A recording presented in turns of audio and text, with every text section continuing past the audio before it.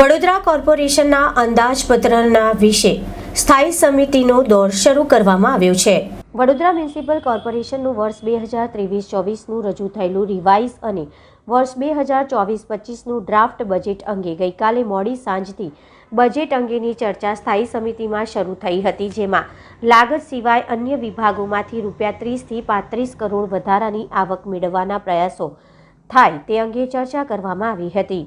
ગત સોમવારના રોજ મ્યુનિસિપલ કમિશનર દિલીપ રાણાએ પાલિકાનું બજેટ સ્થાયી સમિતિમાં મૂક્યું હતું। ચૂંટણીને અનુલક્ષીને કોઈ વધારાના કરદર સૂચવ્યા ન હતા, પરંતુ બીજી તરફ પાલિકાએ કેટલીક લાગતો વધારો કર્યો હોવાનું જાણવા મળ્યું। ત્યારે ગત રોજ ભાજપ પ્રદેશ પ્રમુખ CR પાટીલના દરબારમાં પાલિકાના ચૂંટાયેલા પદાધિકારી અને પક્ષના નેતાઓની મળેલી બેઠક બાદ મોડી સાંજે વડોદરા પરત ફરેલા સ્થાયી સમિતિના સભ્યોએ બજેટ અંગેની ચર્ચા શરૂ કરી દીધી હતી, જેમાં લાગત સિવાય પાલિકાના બાંધકામ પરવાનગી, આકારણી વગેરે જેવા વિભાગમાંથી ₹30 થી ₹35 કરોડની વધારાની આવક મેળવવામાં આવે તેવા પ્રયાસો અંગે લંબાણપૂર્વક ચર્ચા થઈ હતી। ઉપરાંત આજથી આગામી 3 દિવસ સુધી બજેટ અંગે વિવિધ મુદ્દે સ્થાયી સમિતિના સભ્યો બેઠકોનો દોર શરૂ કર્યો છે।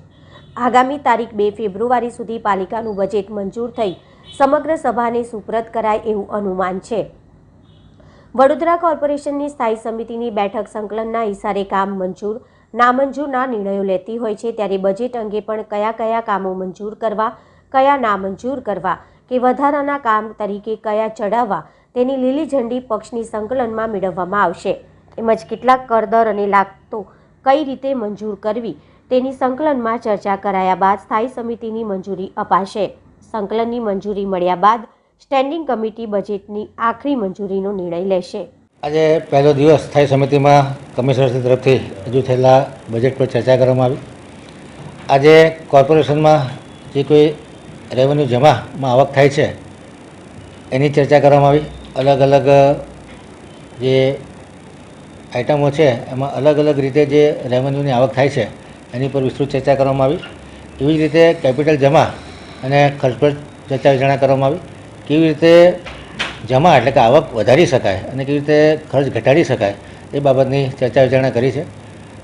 રોજે રોજ ચર્ચા કરી અને આનો ફાઇનલ જ્યારે સ્ટેન્ડિંગ કમિટી ફાઇનલ કરશે પાર્ટી સાથે સંકલન કરીને ત્યારબાદ વિસ્તૃત જાણકારી આપવામાં